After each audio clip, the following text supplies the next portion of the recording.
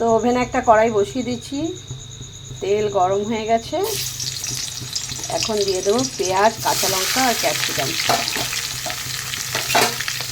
দিয়ে ভালো করে ভেজে দেবো।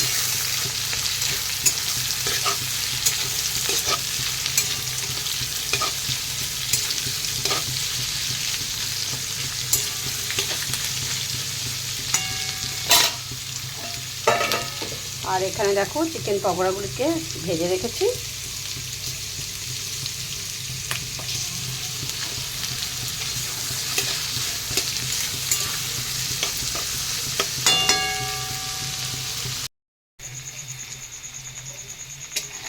তো দেখো বন্ধুরা, পেঁয়াজ ক্যাপসিকামটাকে খুব ভালো করে ভেজে নিয়েছি। নেওয়ার পরে দিয়ে দিলাম চিকেন পকোড়াগুলি।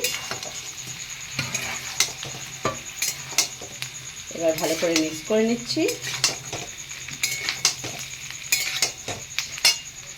আর এরপরে দিয়ে দিচ্ছি সসটা, সয়া সস, চিলি সস আর টমেটো সস, সমস্ত কিছু একসঙ্গে মিক্স করে রেখে দিয়েছিলাম। এরপরে সমস্ত কিছু ভালো করে মিশিয়ে নিচ্ছি। তো দেখো চিলি চিকেন আমার রেডি হয়ে গেল।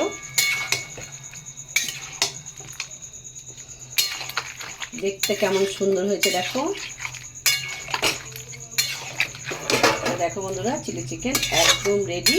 তো আমার মতো করে শর্টকাটে চিলি চিকেন বানিয়ে নিও তোমরাও। রুটির জন্য আজকে বানিয়েছি চিলি চিকেন। তো চিলি চিকেন আমার একদম রেডি বন্ধুরা।